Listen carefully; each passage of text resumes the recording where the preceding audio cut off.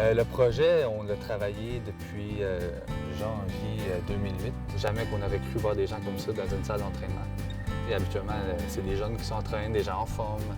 Là, on arrive là avec une clientèle qui a beaucoup de problèmes de santé. Ces gens-là, au début, ils ne croyaient pas. Ces gens-là, ils nous disaient, ben non, je suis bien trop malade pour m'entraîner. Je ne peux pas être là, je peux pas aller là. L'intégration était super bien. Puis comme modèle de prestation, je crois que c'est le futur. Normalement, je vais le matin parce qu'il y a moins de monde. C'est pas parce que j'aime pas le monde, j'aime bien le monde, mais c'est l'accessibilité aux appareils. Il y a beaucoup de monde, hein? Puis t'as des personnes en grande santé qui vont faire du tapis à 1h30.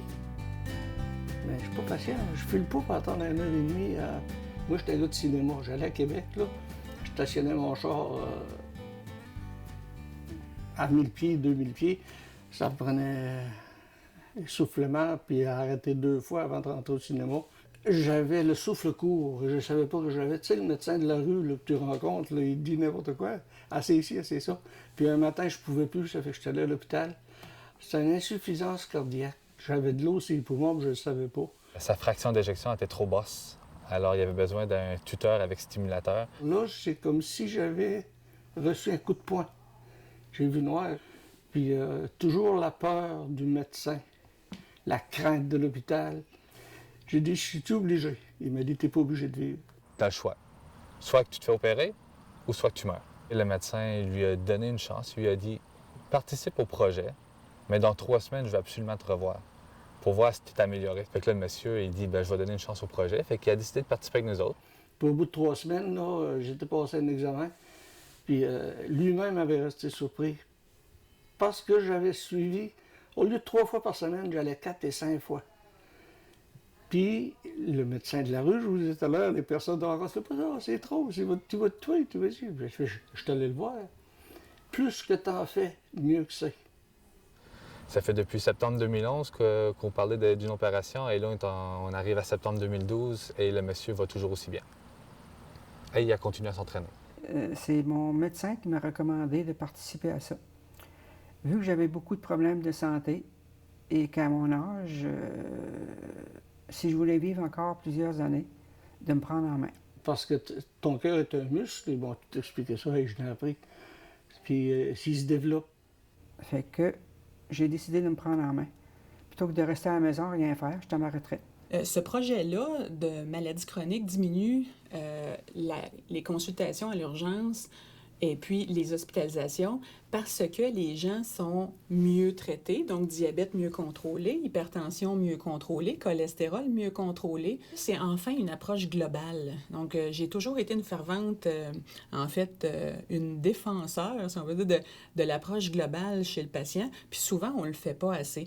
La diète, l'exercice, c'est 2 traitements non pharmacologiques qui sont malheureusement très peu employés en médecine actuellement parce qu'on n'a pas les ressources nécessaires pour le faire. L'ancienne façon de faire, c'était beaucoup du travail qui était fait en silo.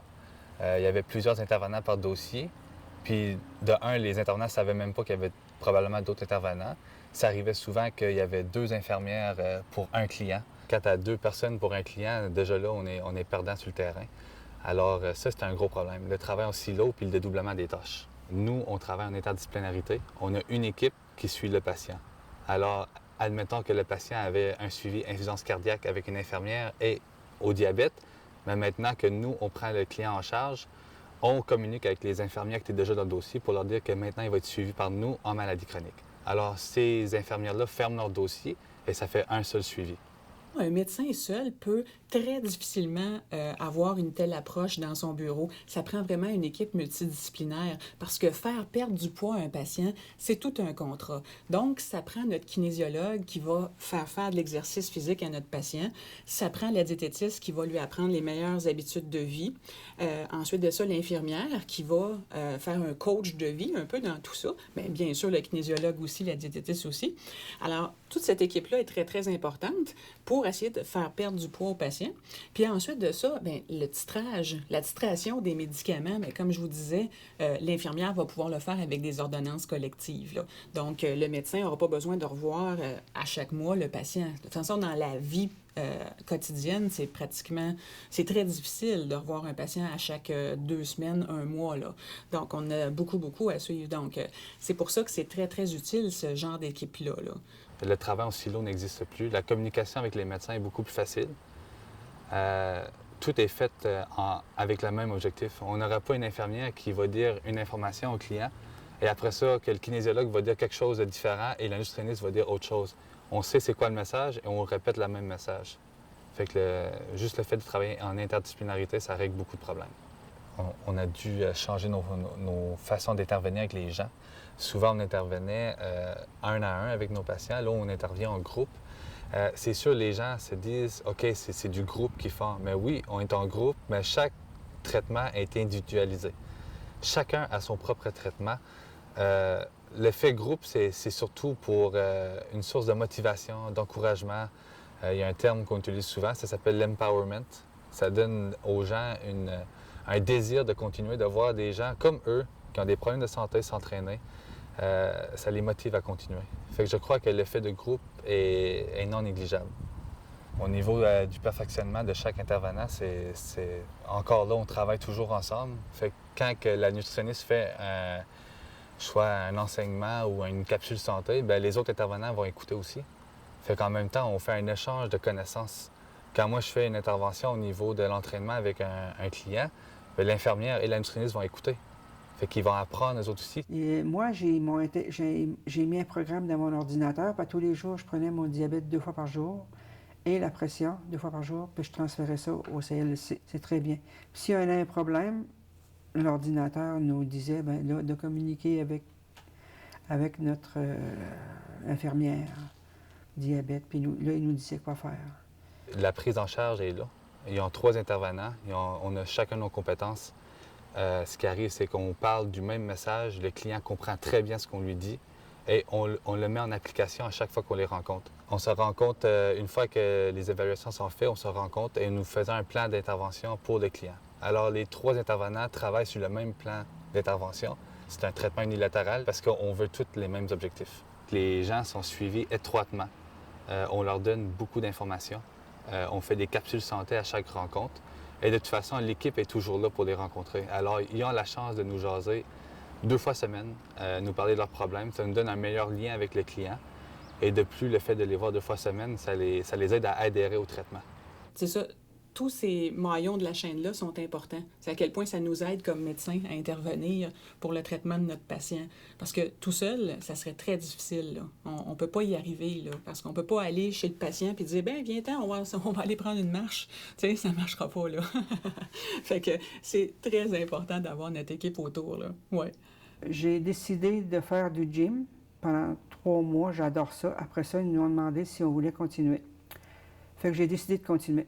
Il va y avoir 1 an en septembre et je vais renouveler mon contrat encore pour 1 an. Je ne vais pas lâcher. J'ai décidé de me prendre en main. La santé, c'est la chose la plus précieuse qu'on a dans la vie. C'est parce qu'avant, j'avais pas d'énergie. Je me sentais tout le temps fatiguée. Puis, tu sais, j'étais, comment je te dirais bien ça, pas... tu sais, comme molle, pas d'entrain, pas rien, tu sais. Parce que des fois, on ne les sent pas, ces maladies-là. Le cholestérol élevé, on ne le sent pas non plus. C'est juste les effets, les plaques de gras qui se créent qu'éventuellement, on va sentir sous forme de maladie. Mais ça aussi, le patient doit comprendre pourquoi il doit prendre un médicament. Puis c'est difficile, des fois, d'y faire comprendre ça dans un bureau de médecin en quelques minutes. Pourquoi, à quel point c'est important de prendre sa pilule pour le cholestérol. Il y en a beaucoup qui, finalement, en sortant du bureau du médecin, ne la prendront pas. Donc, ça aussi, c'est un facteur déterminant. Il faut faire de l'enseignement aux patients.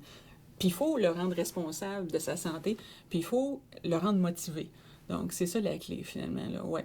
J'allais déjeuner au restaurant tous les dimanches. Je vais une fois, très rarement maintenant. J'allais tous les mercredis au Subway, déjeuner au Subway. Je ne vois plus. Cette heure, on allait manger au restaurant tous les jeudis. Je ne vois plus non plus. Une fois, peut-être 2 mois. Puis cette heure, la liqueur, j'en buvais à tous les repas. J'en bois plus. Puis un verre de temps en temps. La fin de semaine, je me permets un verre de liqueur et un petit chip. manger des chips régulièrement aussi. J'ai tout arrêté ça. Fait que les patients se sentent mieux, se sentent plus en contrôle, et puis automatiquement aussi l'entraînement physique leur apporte un bien-être finalement qu'on ne remarquait pas auparavant. T'sais, ils sont moins fatigués, sont beaucoup plus souriants. Non, c'est vraiment intéressant, là. Je me sens bien. Je me sens bien, puis même mon médecin, j'étais voir mon médecin, ça fait à peu près un mois, là, puis elle m'a dit que Marie-Paul, ça fait longtemps que je te soigne, puis jamais de ma vie j'aurais pensé que tu aurais fait ce que tu fais là présentement. Elle était très, très contente, puis ma santé, ça va bien. Les proches, c'est moins un fardeau pour eux aussi, à un moment donné, quand le patient vieillit en santé.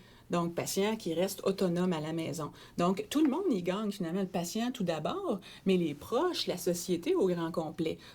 Pour voir des effets bénéfiques, ça arrive assez rapidement, je dirais. Ça m'a surpris, moi aussi. On est capable de voir en dedans de seulement 2 semaines déjà une amélioration au niveau des connaissances puis des capacités des gens. 2 semaines, c'est pas beaucoup, c'est juste 4 rencontres d'environ 1h30 chaque. Fait qu'on voit de grosses améliorations rapidement. Les patients sont vraiment contents de prendre en charge leur santé. C'est ça qui est beau là-dedans, c'est qu'ils deviennent finalement proactifs au lieu d'être passifs. Donc, proactifs, prennent leur santé en charge. Tu vas ou tu peux pas y aller, tu veux pas y aller, c'est toi qui vas être puni. Tu penses même plus à ça. Les gens, par la suite, grâce au suivi intensif, continuent de s'entraîner, continuent leurs bonnes habitudes de vie, mangent bien, mangent mieux, nous contactent dès qu'il y a un problème. Fait que le lien de confiance, il est là. Fait que même après les 12 semaines de suivi, on reste disponible pour notre clientèle. Au besoin, quand ils veulent nous voir, ils peuvent venir nous voir. Ils savent qu'on est au gym 2 fois semaine. Tout ce qu'ils ont à faire, c'est rentrer dans la porte et nous demander une consultation. Et pas besoin d'appeler de secrétaire, pas de rendez-vous. Quand on a le temps, on vous voit et on s'occupe de vous. Alors, je crois que le projet est là pour rester. Et si possible, on aimerait l'exporter dans d'autres régions comme la nôtre. Au point de vue économique, je pense que notre système devrait avoir des coûts moindres que l'ancien système. Comme je le disais tantôt, un suivi pour avoir 2-3 infirmières dans le même dossier, ça coûte quand même cher. Tandis que là, on a une équipe qui suit des gens sur une longue période. Ensuite, on leur apprend à prendre soin de leur santé. Fait que normalement, ils deviennent beaucoup plus autonomes. Ils ont moins besoin d'aller à l'urgence. Ils ont moins besoin d'être hospitalisés. Normalement, au niveau des coûts, c'est énorme. On en sauve beaucoup. Je trouve ça très intéressant comme projet. J'aimerais ça que ça continue tout le temps. Je veux dire, à long terme, je pense qu'il faudrait que chaque hôpital ait son petit projet comme ça, avec la salle de gymnase, les kinésiologues, les diététistes, les infirmières, pour prendre en charge de façon globale le traitement des patients, avec le médecin, bien sûr, parce que c'est important, ce traitement-là, l'exercice puis la diète. Il n'y a pas juste les médicaments. Donc, il faudrait que tout soit finalement toujours appliqué, si tu veux, comme traitement. Oui. J'ai eu peur. J'ai dit, ah là, je finis. C'est la grosse panique. Ils m'ont envoyé au nucléaire, ils m'ont fait faire des exercices pas durs, là, des bicycles juste le dos. Et il m'a dit, j'ai une bonne nouvelle, tu n'auras pas besoin de défibrillateur, ton cœur a pris 15 %. C'est comme si j'avais acheté de la vie. De faire les exercices, les efforts qu'avant que je ne faisais pas, que maintenant je fais, c'est pour moi, c'est très bien. Si je veux vivre encore plusieurs années, j'ai pas le choix de m'occuper de ma santé. Puis c'est ma priorité.